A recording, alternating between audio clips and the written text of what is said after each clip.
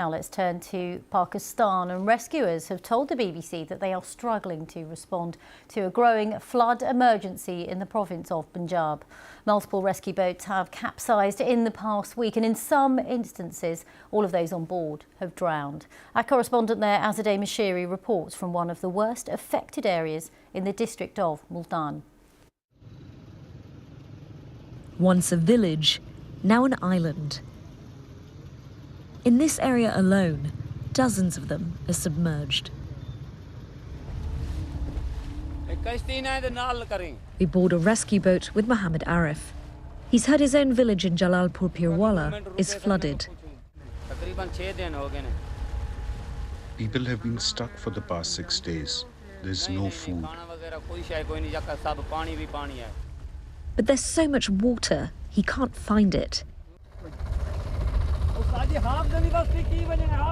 He tries to gather information.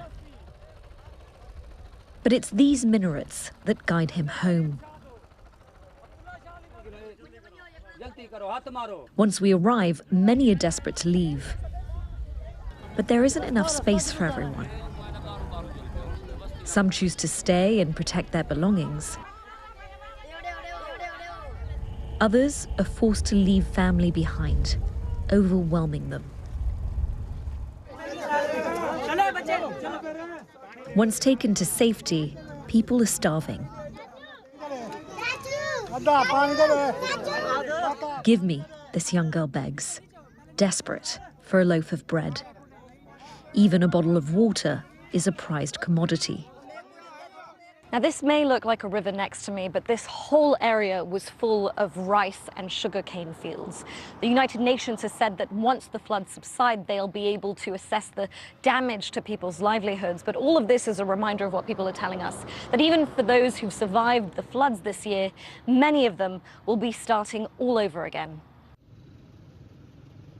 Pakistan is extremely vulnerable to climate change and sees annual floods. Millions live in areas destroyed again and again. Their poverty leaves them with no choice but to move back to the same villages. That's the reality of climate change. It hits the poorest the worst. Azadeh Mashiri, BBC News, Multan.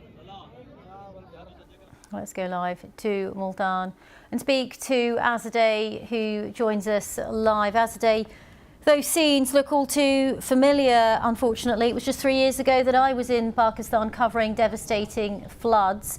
I guess the first question to ask is enough being done in advance of what is an annual event now to ensure that people are protected better? That's a difficult question in the sense that for many here, there's a sense of injustice. Pakistan is extremely vulnerable to climate change, which intensifies these monsoon rains, but it contributes less than 1% of global greenhouse gas emissions. That's why when it comes to the government and politicians, they keep calling for more international support. When it comes to the people here, though, they keep asking when they'll get more help to rebuild their lives. There have been some laws that have been passed, like the River Protection Act, telling people to avoid building homes and businesses by riverbeds, not live in areas that are so vulnerable to being flooded. But people are saying they simply don't have the money to move anywhere else. Now, where I am now, Sher Shah, is an area where this village has been completely inundated. And that's why behind me, the people we've met have set up tents. Some of them have told us that the local government hasn't given them some tents yet, so they've made makeshift ones themselves out of plastic and wood, and they've been living there without mattresses, sometimes 15 people in one tent for days.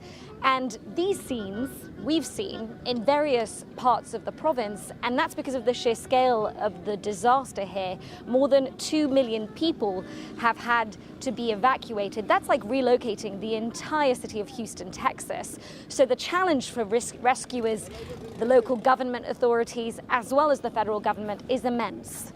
Indeed, Azadeh. And one of the things I remember from covering floods in Pakistan as well were the real risk and threat of waterborne diseases in the aftermath, malaria and other such diseases. What's being done to make sure that once the waters do start to subside, those diseases are also mitigated? Well, the United Nations has already warned that waterborne diseases are rising and they will continue to rise during this last spell of monsoon rains.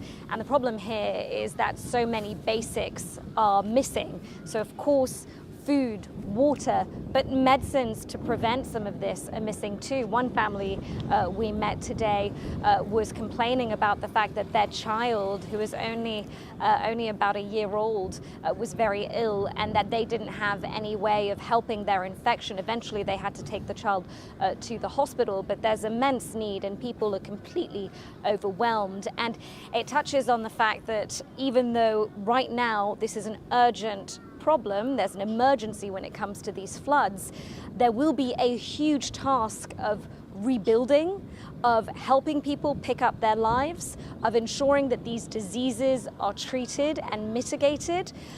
But as you would know from previous years, Pakistan has also said that it simply doesn't have the resources to do all of that on its own. Indeed, really important reporting there, Azadeh and your team. Thank you very much.